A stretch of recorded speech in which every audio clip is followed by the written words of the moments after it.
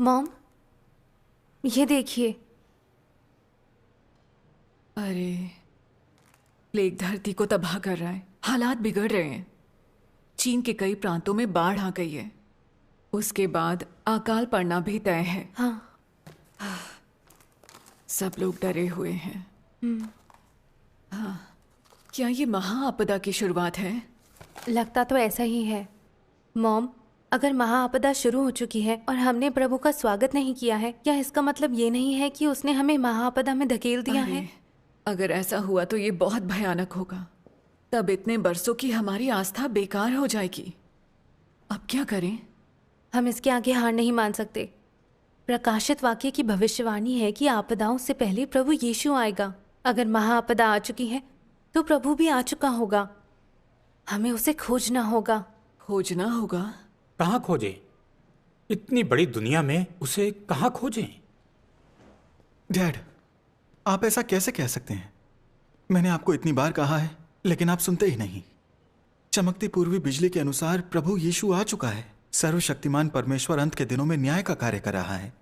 उसने बहुत से सत्य व्यक्त किए हैं, लेकिन आप उसकी जांच नहीं करते। आपदा आ चुकी है और आप प्रभु द्वारा बहिष्कृत किए जाने से डर रहे हैं, तो तुरंत जांच करनी चाहिए। यह किसकी गलती है? यह अज्ञानता और बेवकूफ़ी की वजह से है। श्यांग मिंग, तुम हमेशा चमकती पूर्वी बिजली की जांच पड़ताल करने के लिए कहते हो, लेकिन मैंने तुम्हें कितनी बार कहा है? पादरियों और एल्डरों का कहना है कि यह सब पाखंड है और चीनी कम्युनिस्ट पार्टी इसे कुपंथ कहती है। पार्टी बुरी तरह से इसका दमन करती है। ये सच्चा मार्ग नहीं हो सकता। सही है। तुम्हें चमकती पूर्वी बिजली से इतना लगाव क्यों है? श्यांग मिंग, तुम्हारे डैड सही कह रहे हैं। तुम्हें पादरियों और एल्डरों की बातें माननी चाहिए। इससे हम स्वर्गारोहित होंगे। हम चमकती पूर्वी बिजली की जांच नहीं कर सकते। स्वर्गारोहित होंगे? आपदा पहले ही आ चुकी है, लेकिन आप अभी तक नहीं जागे हैं। आप बेवकूफी कर रहे हैं। आप हमेशा पादरियों और एल्डरों की बात क्यों मानते हैं? आप प्रभु यीशु की बात क्यों नहीं मानते? प्रभु यीशु? प्रभु यीशु ने कहा था, आधी रात को धूम मची, देखो दूल्हा आ रहा है, उससे भेंट करने के लिए चलो। चमकती पूर्वी बिजली के लोग बहुत पहले ही प्रभु यीशु का स्वागत कर चुके हैं और वो सर्वशक्तिमान परमेश्वर के कार्य की गवाही दे रहे हैं। अगर हम जांच पड़ताल नहीं करेंगे तो तबाह हो जाएंगे। हाँ डैड, मॉम, श्यांग मिंग सही कह रहा है। हमें प्रभु का स्वागत करने के लिए प्रभु यीशु के वचनों के अनुसार चलना चाहिए। याजक वर्ग लगातार कह रहा है कि प्रभु आने वाला है, लेकिन धार्मिक जगत में किसी ने भी उसका स्वागत नहीं किया। चमकती पूर्वी बिजली ही उसके लौटने की गवाही दे रही है। अगर हमने जांच पड़ताल नहीं की तो हम यकीनन आपदा में पड़कर मर जाएंगे। फिर याजक वर्ग भी हमें नहीं बचा पाएगा। सही बात है। प्रभु यीशु ने कहा था, आधी रात को धूम मची, देखो दूल्हा आ रहा है, उससे भेंट करने के लिए चलो। चमकती पूर्वी बिजली प्रभु के लौट आने की गवाही दे रही है। वो लोग दशकों से कम्युनिस्ट पार्टी का उत्पीड़न और गिरफ्तारी झेल रहे हैं, लेकिन वो सुसमाचार साझा करते रहते हैं। और जैसे जैसे राज्य का सुसमाचार दुनिया भर में फैल रहा है, ये और भी तेज होता जा रहा है। ये अवश्य ही परमेश्वर का कार्य होगा। डैड, मॉम, हम याजक वर्ग के हाथों गुमराह होकर पीछे नहीं रह सकते। हमें उनके जाल को तोड़कर चमकती पूर्वी बिजली की जांच करनी होगी। यही एक तरीका है। ये सही कह रहा है। श्रोताओं, मेरे ख्याल से श्यांग मिंग की बात सही है।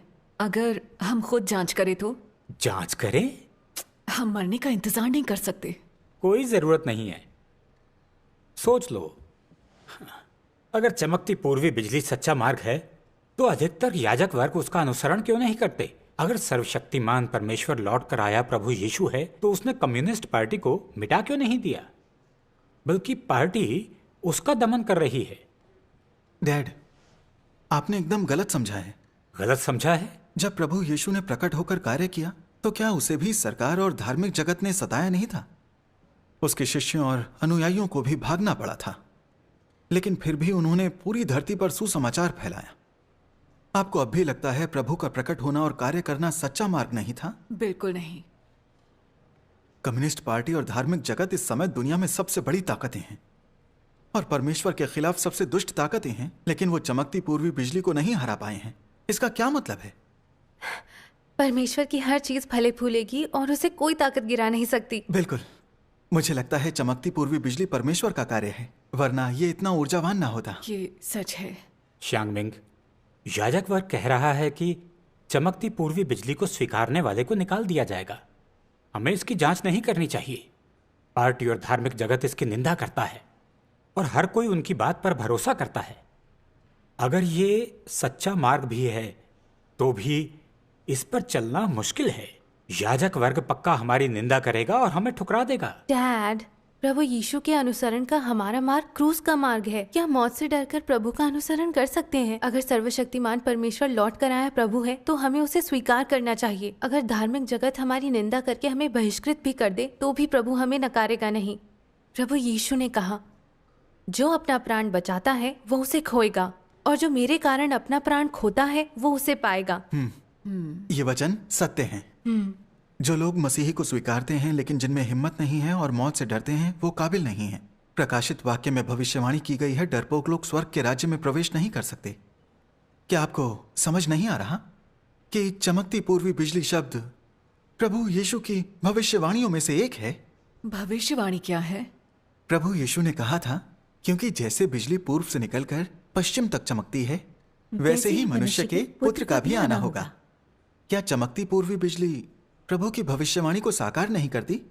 ओह, तो चमकती पूर्वी बिजली में रहस्य छिपे हैं। यकीनन। हमें वाकई इसकी जांच पड़ताल करनी चाहिए। हाँ, क्या हम ऑनलाइन सर्वशक्तिमान परमेश्वर के कुछ वचन पढ़ें? इंटरनेट पर बहुत सारे वचन उपलब्ध हैं। मैं सर्वशक्तिमान परमेश्वर के वचनों का वीडियो चलाता हूँ। ठीक है, आइए। शुदाओ, चलो सुनते हैं, आखिर ये चमकती पूर्वी बिजली है क्या? तुम्हें नहीं पता कि याजक वर्ग इसके बारे में क्या कहते हैं? क्या तुम बाइबल को पादरी से बेहतर समझती हो? आपको नहीं सुनना, कोई बात नहीं, मैं तो सुनूंगी। तुम मॉम, आओ। बैठो।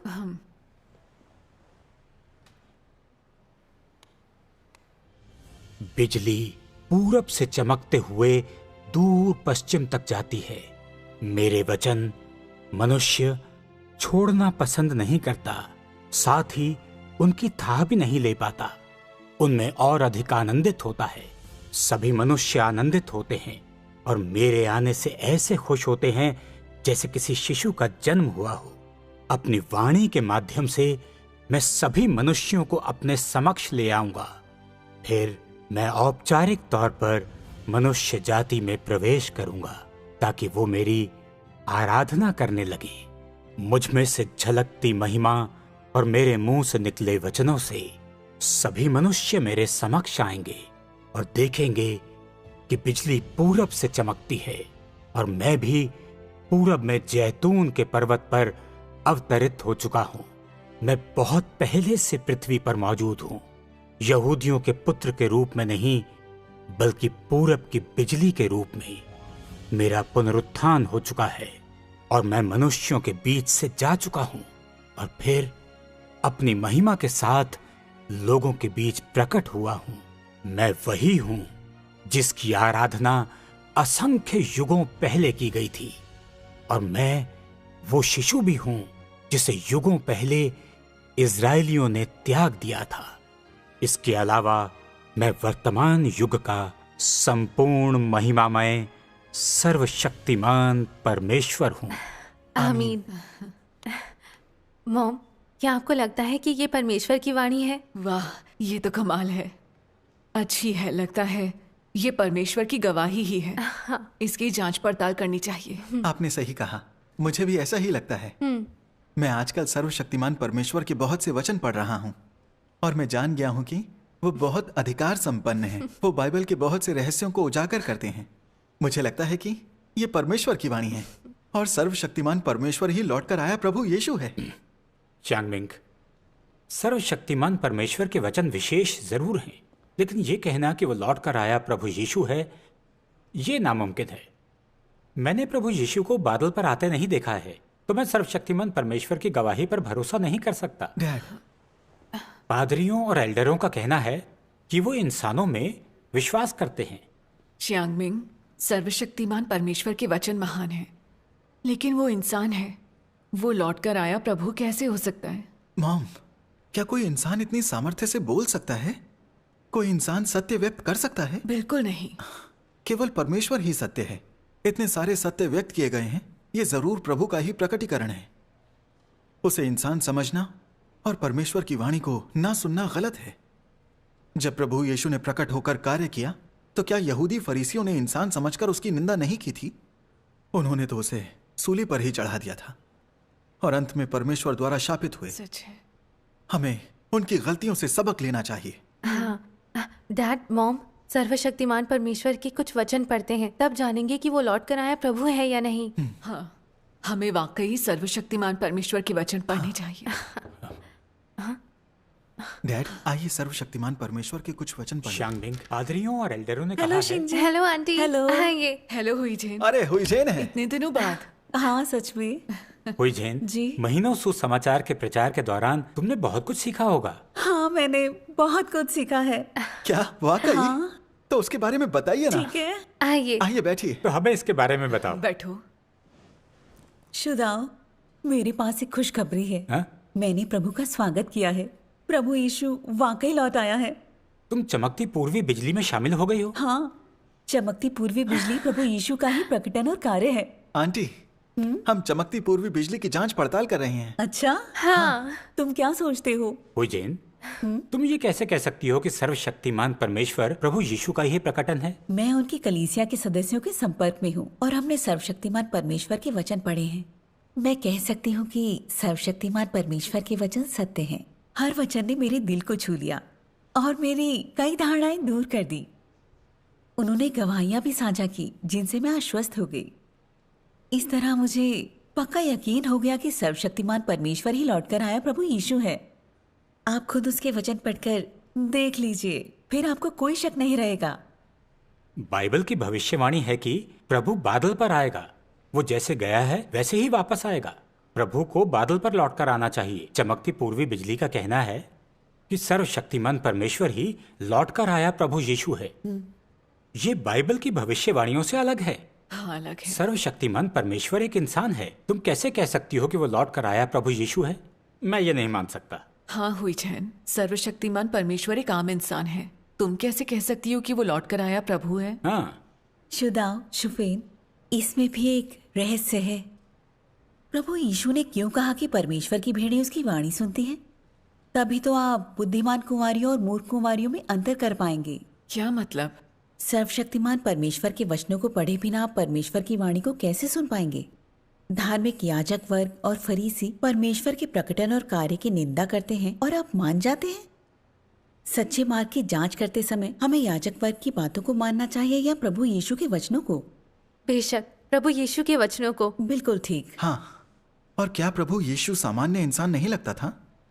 देह धारण एक बहुत बड़ा रहस्य है। पवित्र आत्मा के प्रबोधन के बिना कोई भी देहधारी परमेश्वर को पहचान नहीं सकता। हाँ। जब प्रभु यीशु ने प्रकट होकर कार्य किया तो उसने अपने शिष्यों से पूछा, परंतु तुम मुझे क्या कहते हो? सभी ने कहा कि वो पैगंबर है। केवल पतरस ने कहा, तू जीवते परमेश्वर का पुत्र मसीही है। प्रभु यीशु ने कहा कि यह पवित्र आत्मा का प्रबोधन है। बिना उसके कोई भी देहधारी परमेश्वर को पहचान नहीं सकता। ये बात सही है। जब फरीसियों ने प्रभु यीशु को बोलते हुए सुना तो उन्होंने उसकी सामर्थ्य को माना, लेकिन वो परमेश्वर की वाणी नहीं सुन पाए, तो प्रभु ने उन्हें त्याग दिया। इसीलिए हमें प्रभु की वाणी को सुनना सीखना चाहिए। हम याजक वर्ग और फरीसियों के बहकावे में नहीं आ सकते। बिल्कुल। लेकिन पादरी और एल्डर फरीसी कैसे हो सकते हैं? याजक वर्ग की बात मानना बाइबल के अनुरूप ही है। प्रभु अंत के दिनों में देह धारण करके लौट आया है, ये कहने का क्या आधार है? बाइबल में ये भविष्यवाणी की गई है कि प्रभु अंत के दिनों में देह धारण करके आएगा। क्या ऐसी भविष्यवाणी की गई हाँ, है?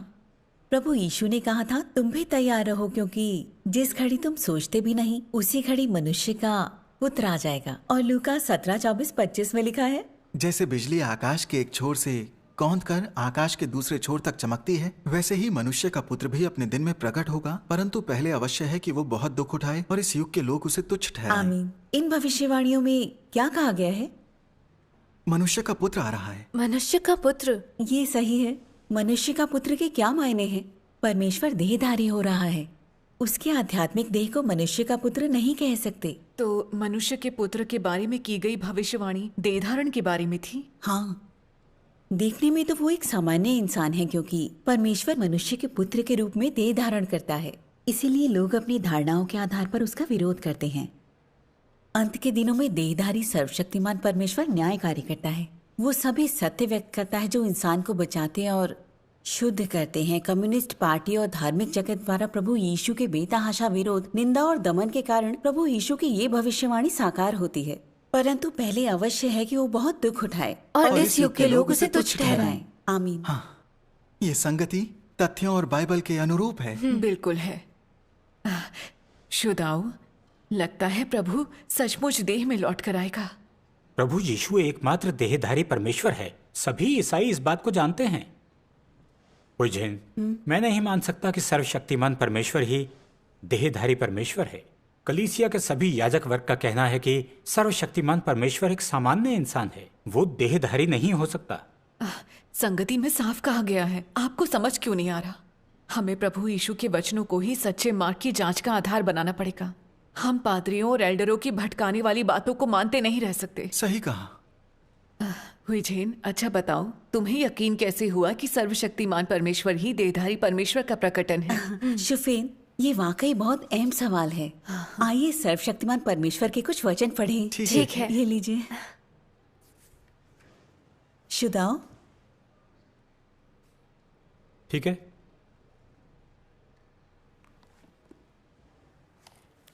लाइए, मैं पढ़ता हूं। यहाँ से। जो देहधारी परमेश्वर है उसके पास परमेश्वर का सार होगा, और जो देहधारी परमेश्वर है उसके पास परमेश्वर की अभिव्यक्ति होगी। क्योंकि परमेश्वर ने देह धारण किया है, इसलिए वो उस कार्य को सामने लाएगा जो वो करना चाहता है। और चूंकि परमेश्वर ने देह धारण किया है, इसलिए वो उसे अभिव्यक्त करेगा जो वो है। और वो मनुष्य के लिए सत्य लाने, उसे जीवन प्रदान करने और उसे मार्ग दिखाने में सक्षम होगा। जिस देह में परमेश्वर का सार नहीं है, वो निश्चित रूप से देहधारी परमेश्वर नहीं है। इसमें कोई संदेह नहीं। अगर मनुष्य ये पता करना चाहता है कि क्या ये देहधारी परमेश्वर है, तो इसकी पुष्टि उसे उसके द्वारा अभिव्यक्त स्वभाव और बोले गए वचनों से करनी चाहिए। इसे ऐसे कहें, व्यक्ति को इस बात का निश्चय कि ये देहधारी परमेश्वर है या नहीं, और कि ये सही मार्ग है या नहीं, उसके सार से करना चाहिए। और इसलिए ये निर्धारित करने की कुंजी कि ये देहधारी परमेश्वर की देह है या नहीं, उसके बाहरी स्वरूप के बजाय उसके सार, उसका कार्य, उसके कथन, उसका स्वभाव और कई अन्य पहलू में निहित है। हाँ, बहुत अच्छा लिखा है। क्योंकि परमेश्वर ने देह धारण किया है, इसलिए वो मनुष्य के लिए सत्य को लाने, उसे जीवन प्रदान करने और मार्ग दिखाने में सक्षम होगा। प्रभु यीशु ने यह भी कहा है, मार्ग और सत्य और जीवन मैं ही हूँ। आमीन। हाँ, ये देहधारी परमेश्वर को पहचानने का मार्ग है। हाँ, यहाँ लिखी बात ही मुख्य है। बिल्कुल। देहधारी परमेश्वर का अंत के दिनों में प्रकटन मुख्यतः न्याय कार्य की खातिर सत्य व्यक्त करने के लिए है। मसीह दिखने में सामान्य इंसान लगता है, पर उसका सार दिव्य है और वो सत्य व्यक्त कर सकता है। इसलिए मसीह सत्य, मार्ग और जीवन है। वो सत्य व्यक्त कर सकता है तो उसे परमेश्वर का प्रकटन होना ही है। वो प्रभु यीशु की तरह ही है, इसमें कोई शक नहीं कि वो देहधारी परमेश्वर है। मसीह शारीरिक रूप से भले ही औसत लगे, अगर वो इंसान को बचाने के लिए सत्य व्यक्त करता है, न्याय और शुद्धिकरण करता है, तो वो मसीह है, वो उद्धारक है। जो इंसान को बचाने के लिए सत्य व्यक्त नहीं कर सकता, वो मसीह नहीं है। इस पर विचार करते हैं। जब प्रभु यीशु ने प्रकट होकर कार्य किया तो वो भी देह में था, अपने आध्यात्मिक शरीर में नहीं। हाँ, तो फिर हम उसे मसीह देहधारी परमेश्वर क्यों कहते हैं? उसे इंसान के छुटकारे के कार्य के लिए सूली पर चढ़ा दिया गया। उसने स्वर्ग के राज्य के रहस्य भी उजागर किए थे और हमें पाप स्वीकारने और प्रायश्चित करने का मार्ग दिया था। हाँ, हम उसके कार्य और वचनों के आधार पर कह सकते हैं कि प्रभु यीशु देहधारी परमेश्वर था। ये कोई नहीं कह सकता कि हमारी आस्था एक इंसान में है। तुमने सही कहा हुईझेन। सर्वशक्तिमान परमेश्वर ही देहधारी परमेश्वर है, इसका क्या आधार है? सर्वशक्तिमान परमेश्वर के कार्य और वचन। वो प्रभु यीशु के छुटकारे के कार्य की नींव पर अंत के दिनों में इंसान की शुद्धि और न्याय का कार्य कर रहा है। वो इंसान को बचाने के लिए सत्य व्यक्त कर रहा है और उसने हमें परमेश्वर की प्रबंधन योजना के रहस्यों, उसकी इच्छा, परमेश्वर के स्वभाव और इंसान से अपनी अपेक्षाओं के बारे में बताया है। उसने दुनिया में व्याप्त बुराई और इंसान की भ्रष्टता की सच्चाई के मूल का न्याय करके उसे उजागर किया है। उसने हमें पाप से मुक्त होने, शुद्ध होने और बचाए जाने का मार्ग भी दिया है। ये सारी ऐसी बातें हैं जो हमने पहले कभी नहीं सुनी। ये सच है। सर्वशक्तिमान परमेश्वर द्वारा व्यक्त ये सत्य ऐसी बातें हैं जो परमेश्वर ने व्यवस्था के युग या अनुग्रह के युग में कभी नहीं कही। ये प्रभु यीशु की इस भविष्यवाणी को साकार करता है। मुझे तुमसे और भी बहुत सी बातें कहनी है, परंतु अभी तुम उन्हें सह नहीं सकते। परंतु जब वो अर्थात सत्य का आत्मा आएगा तो तुम्हें सब सत्य का मार्ग बताएगा। आमीन। और 1 पतरस 4:17 में कहा गया है, क्योंकि वो समय आ पहुंचा है कि पहले परमेश्वर के लोगों का न्याय किया जाए। आमीन। इसलिए मुझे पूरा यकीन है कि सर्वशक्तिमान परमेश्वर ही देहधारी परमेश्वर है। वो लौट कर आया प्रभु यीशु है। प्रभु का धन्यवाद। शुदाओ, सर्वशक्तिमान परमेश्वर ने सभी सत्य व्यक्त किए हैं। वही लौट कर आया प्रभु यीशु है। पता नहीं सर्वशक्तिमान परमेश्वर लौट कर आया प्रभु यीशु है या नहीं, और मैं ये बात तब तक नहीं मानूंगा जब तक धार्मिक जगत उसे उस रूप में स्वीकार नहीं लेता। जब तक अधिकतर याजक इससे सहमत नहीं होते, मैं नहीं मानूंगा। डैड, आप परमेश्वर में विश्वास रखते हैं या याजक वर्ग में? क्या वो हमें परमेश्वर के राज्य में ले जा सकते हैं? हमें तो यही नहीं पता कि वो खुद भी जा पाएंगे या नहीं। बहुत हुआ, मैं तो उन्हीं के साथ हूं।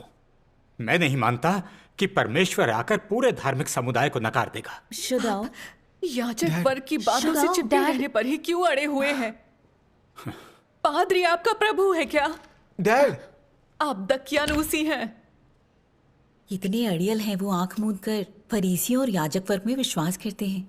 इससे प्रभु यीशु के ये वचन साकार होते हैं, क्योंकि बुलाए हुए तो बहुत हैं परंतु चुने हुए थोड़े हैं। तूने मुझे देखा है क्या, इसलिए विश्वास किया है? धन्य वे हैं जिन्होंने बिना देखे विश्वास किया। क्रूस के मार्ग पर प्रभु यीशु का अनुसरण करने वाले बहुत कम हैं। सच में मैंने आज इनका असली चेहरा देख लिया। ये प्रभु यीशु में विश्वास नहीं रखते, याजक वर्ग में विश्वास रखते। हुईजैन, इन्हें छोड़ो, हम अपनी संगति करते हैं। हाँ? हुईजैन, तुम कह रही थी सर्वशक्तिमान परमेश्वर लोगों के न्याय और शुद्धिकरण का कार्य करता है। विस्तार से बताओ। इस बारे में और बताइए। प्रभु में आस्था के कारण हमारे पाप माफ कर दिए गए हैं। परमेश्वर जब लौट कर आए तो उसे हमें अपने राज्य में ले जाना चाहिए। उसे हमारे न्याय और शुद्धिकरण के लिए दूसरे चरण की क्या आवश्यकता है? हाँ, इस पर सर्वशक्तिमान परमेश्वर के वचन एकदम स्पष्ट हैं। मैं आपको दिखाती हूँ। ये रहे। पढ़कर सुनाती हूँ।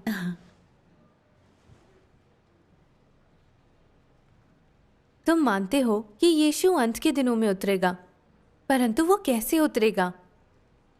तुम लोगों जैसा पापी जिसे परमेश्वर ने अभी छुड़ाया है, जो परिवर्तित या पूर्ण नहीं किया गया है। क्या तुम परमेश्वर के हृदय के अनुसार हो सकते हो? तुम जो अभी भी पहले जैसे हो, तुम्हारे लिए ये सत्य है कि तुम्हें यीशु द्वारा बचाया गया था और परमेश्वर के उद्धार के कारण तुम्हें पापी नहीं माना जाता है। परंतु इससे ये साबित नहीं होता है कि तुम पाप पूर्ण नहीं हो। यदि तुम्हें बदला नहीं गया तो तुम संत जैसे कैसे हो सकते हो? भीतर से तुम अशुद्धता से घिरे हुए हो, स्वार्थी और कुटिल हो। तब भी तुम यीशु के साथ अवतरण चाहते हो। तुम इतने भाग्यशाली हो। तुम अपनी आस्था में एक कदम से चूक गए हो। तुम्हें छुटकारा तो मिला, पर तुम बदले नहीं। परमेश्वर तुम्हें शुद्ध करेगा ताकि तुम उसके हृदय के अनुसार बन जाओ। यदि तुम्हें सिर्फ छुटकारा दिया जाता है तो तुम पवित्रता को प्राप्त करने में असमर्थ होंगे। ऐसे तुम परमेश्वर की आशीष साझा करने के अयोग्य होगे, क्योंकि तुम मनुष्य का प्रबंधन करने के परमेश्वर के कार्य के एक कदम से चूक गए हो, जो कि परिवर्तित करने और सिद्ध बनाने का मुख्य कदम है। तुम पापी को अभी छुटकारा मिला है। तुम सीधे परमेश्वर की विरासत नहीं पा सकते। तुम अपनी आस्था में एक कदम से चूक गए हो। तुम्हें छुटकारा तो मिला, पर तुम बदले नहीं। हुईजैन, तो इसका अर्थ है कि हमें छुटकारा तो मिल गया है, लेकिन हम पाप से मुक्त नहीं हुए हैं, इसलिए हम स्वर्ग नहीं जा सकते। बिल्कुल। पढ़ना जारी रखते हैं। इस बार मैं पढ़ती हूँ। यद्यपि यीशु ने मनुष्यों के बीच अधिक कार्य किया, फिर भी उसने केवल समस्त मानव जाति की मुक्ति का कार्य पूरा किया और वो मनुष्य की पाप बलि बना। उसने मनुष्य को उसके समस्त भ्रष्ट स्वभाव से छुटकारा नहीं दिलाया। मनुष्य को शैतान के प्रभाव से पूरी तरह से बचाने के लिए यीशु को न केवल पाप बलि बनने और मनुष्य के पाप वहन करने की आवश्यकता थी, बल्कि मनुष्य को उसके शैतान द्वारा भ्रष्ट किए गए स्वभाव से मुक्त करने के लिए परमेश्वर को और भी बड़ा कार्य करने की आवश्यकता थी। इसलिए जब मनुष्य को उसके पापों के लिए क्षमा कर दिया गया है, परमेश्वर मनुष्य को नए युग में ले जाने के लिए वापस देह में लौट आया है और उसने ताड़ना एवं न्याय का कार्य आरंभ कर दिया है। ये कार्य मनुष्य को एक उच्चतर क्षेत्र में ले गया है। हाँ, इससे ये बात एकदम स्पष्ट हो जाती है। तो प्रभु यीशु ने सिर्फ छुटकारे का कार्य किया, जबकि सर्वशक्तिमान परमेश्वर इंसान का न्याय करने आया है। मैं प्रार्थना करके पाप स्वीकार करता रहा हूँ, लेकिन बरसों की आस्था के बावजूद कोई बदलाव नहीं आया है। मैं झूठ बोलता हूँ और पाप करता हूँ। अब समझ में आया आखिर क्यों। यही बात है। प्रभु यीशु के छुटकारे के कार्य ने सिर्फ हमारे पापों को क्षमा किया है, लेकिन उसने हमारी परमेश्वर विरोधी शैतानी प्रकृति का समाधान नहीं किया है। शैतानी प्रकृति? हाँ, जैसे अहंकार, कपट, बुराई और सत्य से घृणा। हम इन चीजों के नियंत्रण में हैं और इसलिए हम हर समय झूठ बोलते हैं, परमेश्वर का विरोध करते हैं। इसीलिए हम हर समय पाप करने और उसे स्वीकार करने के दुष्चक्र में फंसे रहते हैं। हम पाप से बच नहीं पाते, यही इसका मूल है। हाँ, सर्वशक्तिमान परमेश्वर सत्य व्यक्त कर न्याय कार्य करता है ताकि हमारी शैतानी प्रकृति का समाधान हो, हम पाप के बंधन से बचें और परमेश्वर की आराधना करें। फिर हम परमेश्वर के राज्य में प्रवेश कर सकते हैं। तो पाप करने की समस्या सर्वशक्तिमान परमेश्वर के न्याय को स्वीकारने से हल हो सकती है। ये तो कमाल हो गया। बिल्कुल। सर्वशक्तिमान परमेश्वर की कलीसिया के हर व्यक्ति को इसका थोड़ा अनुभव है। वे गवाही देते हैं कि परमेश्वर के वचनों के न्याय और ताड़ना के बाद वे जान सकते हैं कि शैतान ने उन्हें किस हद तक भ्रष्ट कर दिया है, और वो परमेश्वर के धार्मिक स्वभाव की समझ प्राप्त कर सकते हैं। उनमें उसके प्रति श्रद्धा का भाव पैदा हो जाता है। वो सचमुच खुद से घृणा करने लगते हैं और प्रायश्चित करते हैं। अगर आप उनकी गवाहियां पढ़ेंगे तो आपको पता चलेगा। वो कैसी गवाहियां हैं? शुफेन, बहुत तरह की। परमेश्वर के वचनों के न्याय और ताड़ना के बाद प्रायश्चित की गवाहियां हैं। सत्य का अभ्यास करके ईमानदार इंसान बनने की गवाहियां हैं। परीक्षणों के माध्यम से परमेश्वर का आज्ञा पालन करने की गवाहियां हैं। काट छांट और निपटारे के माध्यम से सच्चा आत्मज्ञान प्राप्त करने की गवाहियां हैं। बड़े लाल अजगर के उत्पीड़न के दौरान अडिग रहने की गवाहियां हैं। शैतान को शर्मिंदा करने और विजेता बनने की गवाहियां हैं। परमेश्वर के धार्मिक स्वभाव को जानने और उससे सच्चा प्रेम करने की अनेक गवाहियां हैं। उन्होंने मुझे पूरी तरह से आश्वस्त कर दिया। अगर ये परमेश्वर का कार्य नहीं है तो इतनी सारी शानदार गवाहियां कैसे हो सकती हैं? वो सर्वशक्तिमान परमेश्वर के न्याय और शुद्धिकरण को स्वीकार कर बदल चुके हैं और विजेता बन रहे हैं। वो कितने धन्य हैं। हाँ, चमकती पूर्वी बिजली को स्वीकारने वाले विजेता बनाए जा रहे हैं, लेकिन हम लोग आपदा के बीच अभी भी लड़खड़ा रहे हैं। बड़े शर्म की बात है। सर्वशक्तिमान परमेश्वर लौट कर आए प्रभु यीशु है, और अगर हम उसे स्वीकार नहीं करते तो हम मौत की राह देख रहे हैं। बिल्कुल। सर्वशक्तिमान परमेश्वर के वचनों में वे सारे सत्य मौजूद हैं जो इंसान को शुद्ध करते और बचाते हैं। ये पूरब से आने वाले प्रकाश की किरण की तरह है जो अब पश्चिम में भी चमक रहा है। परमेश्वर के प्रकटन की लालसा रखने वाले लोग सर्वशक्तिमान परमेश्वर के कार्य और वचनों की खोज कर रहे हैं जो प्रभु यीशु की भविष्यवाणी को साकार करता है। क्योंकि जैसे बिजली पूर्व से निकलकर पश्चिम तक चमकती है, वैसे ही मनुष्य के पुत्र का भी आना होगा। आमीन। आमीन। सर्वशक्तिमान परमेश्वर का कार्य और वचन पूरब से चमकती बिजली हैं। परमेश्वर का कार्य व्यवहारिक है। बिल्कुल। अगर हमने इसकी जांच पड़ताल नहीं की तो हम स्वर्गारोहित होने का अवसर गंवा देंगे। सही कहा। याजक वर्ग ने हम में से बहुतों को बर्बाद किया है। उन पर विश्वास करना मूर्खता है। वो हमें आपदा में धकेल देंगे और फिर हम रोएंगे, अपने दांत पीसेंगे। अब मैं उनकी बात नहीं मान सकती। मुझे सर्वशक्तिमान परमेश्वर को स्वीकार करना परमेश्वर है। का धन्यवाद। आओ सर्वशक्तिमान परमेश्वर के और वचन पढ़ें। ठीक है, बैठ जाइए। ठीक है।